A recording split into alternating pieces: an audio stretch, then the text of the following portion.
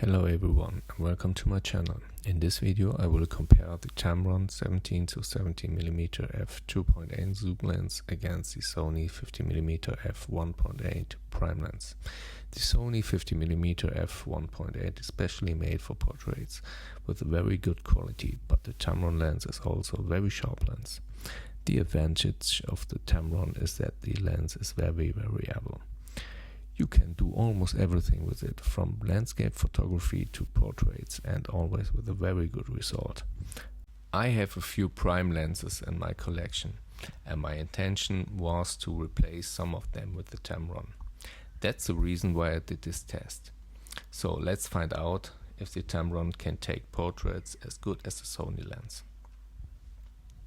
In this comparison, you see on the left side the Sony with the aperture of f1.8 and on the right side the Tamron lens with the aperture of 2.8. Of course, both images are very sharp, but the bokeh of the Sony lens looks better. On the next image, I've put on both lenses the same aperture of f2.8 and they look very similar, but the colors of the Tamron look better to me. In this comparison, I've put the focal length on the Tamron on 17mm, and you see the bokeh of both images are very similar. With a zoom of 200%, we see more details on the Tamron image, and the colors are also better. On the next images, I've put on both lenses the same aperture of f8, and they look very similar. With a zoom of 200%, you see more details on the Tamron, especially on the ears. With a zoom of 400%, you see again more details on the Tamron, especially on the eye.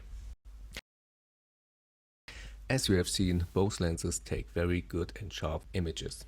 But in my point of view, the Tamron 17 to 70mm were always a little bit sharper and the colors look better too.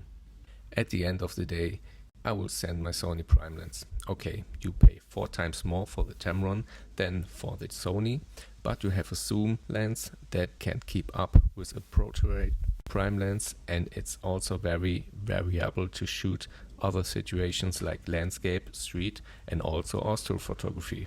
But that you will see on my next reviews about the Tamron 17 to 70. So please subscribe if you won't miss the tests. I hope you liked the video. If you have any questions, write them in the comments down below. I will try to answer them all. See you next time.